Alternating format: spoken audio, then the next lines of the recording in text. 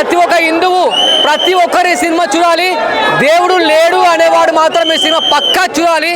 ఇందులో ఒక తమన్ గారు మ్యూజిక్ ఎలా ఉందంటే ఒక గూస్ బంప్స్ అండి.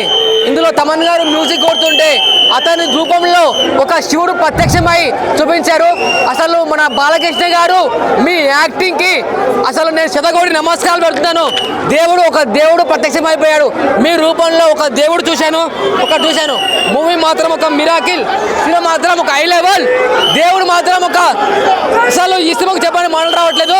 జై బాలయ్య సార్. మీకు మాత్రం ఉంటే మాత్రం నేను కలవాలి సార్.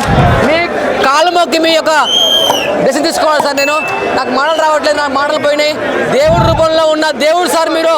బాలకృష్ణ గారు ఇలాంటి సినిమా మీరు చరిత్ర కూడా చేస్తారు. ఇలాంటి సినిమా ఒక మిరాకిల్, ఒక అద్భుతం. ప్రపంచవ్యాప్తంగా 10,000 కోట్లు పక్కా వస్తుంది. ఎవరు రావాలంటే చెప్పండి, నేను రాసిస్తాను.